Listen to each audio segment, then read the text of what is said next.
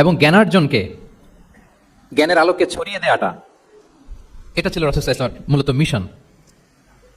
জ্ঞানের আলোকে তিনি বিশ্বময় ছড়িয়ে দিতে বলেছেন। নলেজ হ্যাজ নো বাউন্ডারিজ, এটা কোনো বাউন্ডারি থাকবে না, গোটা বিশ্বের জন্য আমরা জ্ঞানকে ছড়িয়ে দিই, এটার ব্যাপারে তিনি আমাদেরকে উদ্বুদ্ধ করেছেন। তিনি বলেছেন, বাল্লিগু আন্নি ওয়ালাউ আয়া, আমার পক্ষ থেকে একটি কথা, একটি বাণী, একটি আয়াত হলেও তোমরা পৌঁছে দাও। তাহলে তিনি আমাদেরকে জ্ঞানের এই আলো বিশ্বময় ছড়িয়ে দিতে উদ্বুদ্ধ করেছেন। এবং জ্ঞান লুকানোকে তিনি মহাপাপ বলেছেন। আপনার কাছে যদি নলেজ থাকে, সেই নলেজের ব্যাপারে যদি আপনাকে জিজ্ঞেস করা হয়, আপনি যদি এটা শেয়ার না করেন, তাহলে আপনি মহাপাপ করলেন।